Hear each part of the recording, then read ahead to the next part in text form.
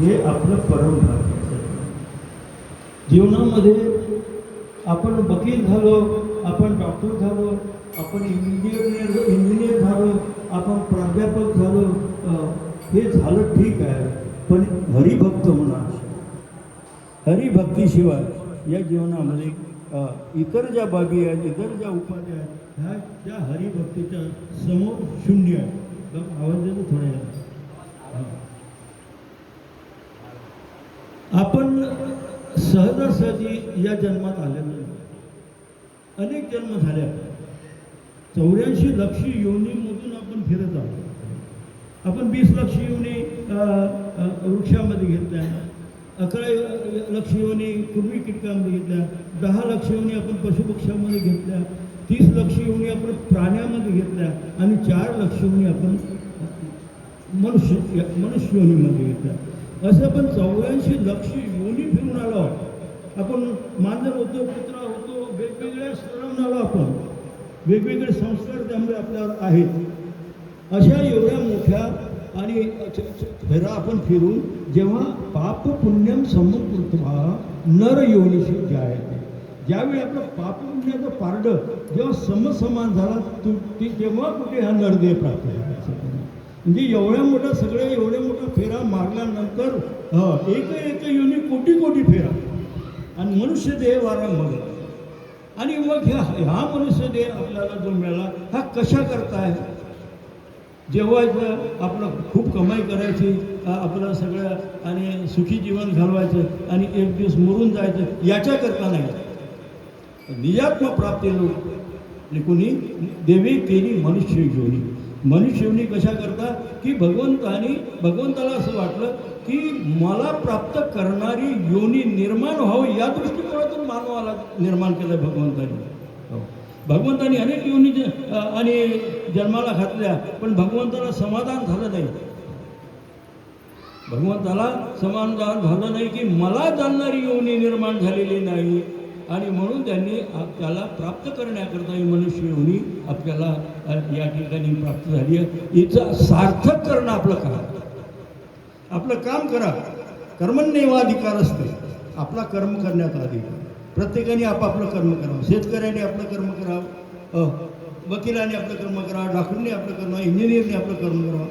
आपण प्रपंच शेतकऱ्याने आपली शेती करावी.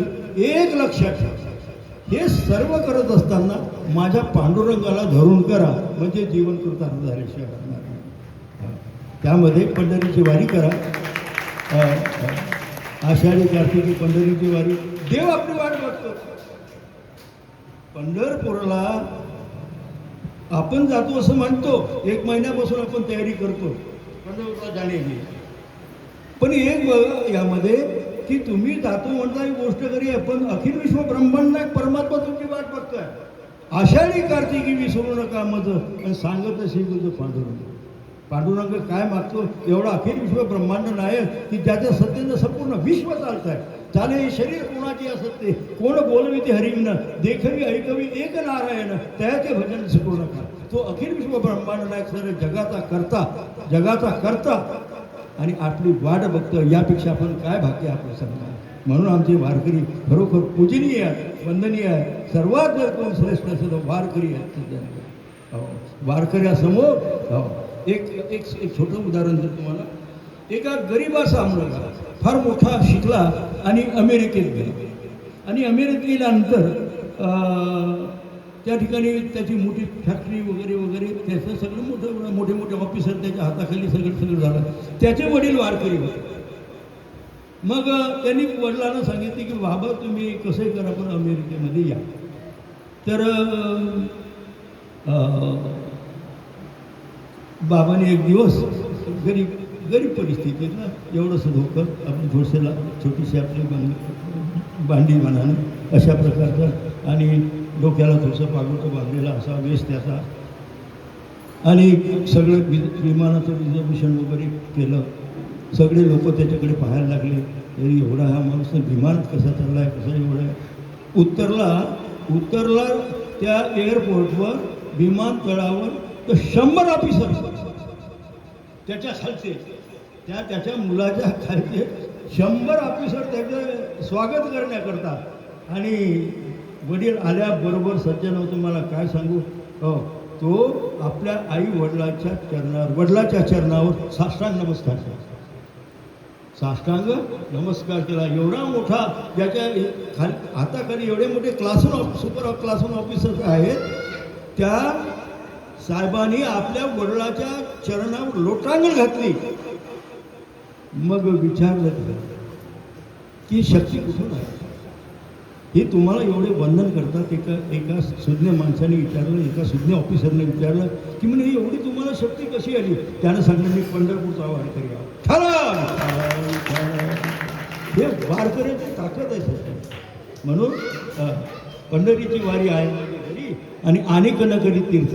व्रत एकादशी करीन उपवासी, काही नरदिशी नसते नाम विठोबाचे घे निमिवाचे, बीजकल्पांतीचे कामने. पंढरीची वारी करा, पांडुरंग परमात्मा आपली वाट बघतोय. आता शरीर थकल्यावर तर आता इलाज नसतो. शरीर थकल्यानंतर तर आता समजा माझं शरीर थकलं, आता मी म्हणतो की आता कठीण होईल का?